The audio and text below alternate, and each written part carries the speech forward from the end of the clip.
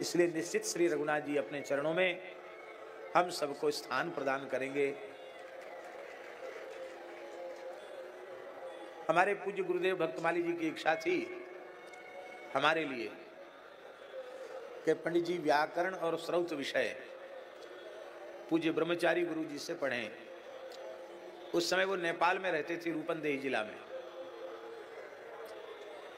महाराज जी ने संस्कृत में पत्र लिखा और ब्रह्मचारी जी का संस्कृत में नेपाल के अंतर्देशीय कार्ड में संस्कृत में ही ब्रह्मचारी जी का पत्र आया और उन्होंने कहा कि भेज दीजिए। पक्का हो गया। हम लगे रोने, तो महाराज जी ने कहा पंडित जी रो क्यों रहे हो? हमने कहा हमको पंडित नहीं बनना है, हमें केवल आपके चरण कमलों की सनिधि चाहिए। बोले वहां जाओगे तो कुछ पढ़ लिख जाओगे। हमने की नहीं, हमें आवश्यकता नहीं है, आप कृपा करके अपने चरणों से हमें दूर न करें। फिर हमारे महाराज जी के एक विद्यार्थी थे श्री ओंकार दास जी, सतुआ बाबा। वो मणिकर्णिका पर जो सतुआ बाबा मठ है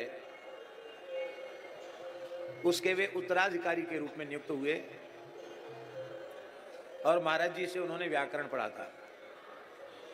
तो महाराज जी ने उनसे कहा, तो पूज्यपाद श्री जमुना दास जी महाराज ने स्वयं वृंदावन आए और महाराज जी से उन्होंने कहा इनको कोई सेवा नहीं होगी, संपूर्ण व्यवस्था होगी। मैं ब्रह्मचारी को उनको ब्रह्मचारी कहते थे, ब्रह्मचारी को मैंने बोल दिया है ये जब चाहें तब काशी आ सकते हैं, मणिकर्णिका। पक्का हो गया जाना। फिर वही पुरानी बात, महाराज जी बोले काशी जाओगे तो विद्वत्ता का ठप्पा लग जाएगा।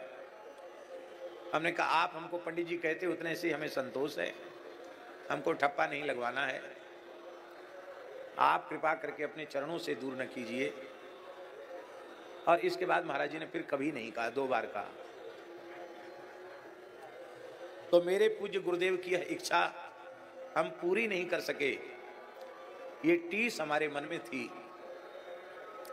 और जब मेरे सामने ये बात आई कि अंकित मिश्र और युवराज मिश्र श्री ब्रह्मचारी गुरु जी के पास पढ़ेंगे, तो मेरे हृदय में अत्यंत प्रसन्नता हुई।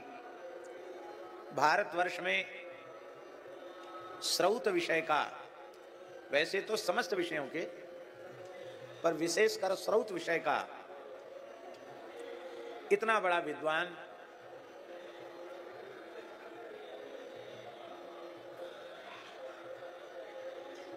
मिलना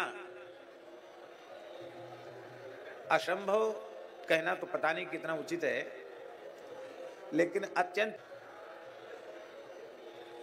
क्योंकि महाभाष्यकार पतंजलि ने कहा उपलब्धौ यत्न क्रियताम, तो यत्न तो अभी हमने किया ही नहीं, इसलिए हम ये सुधार कर बोल रहे हैं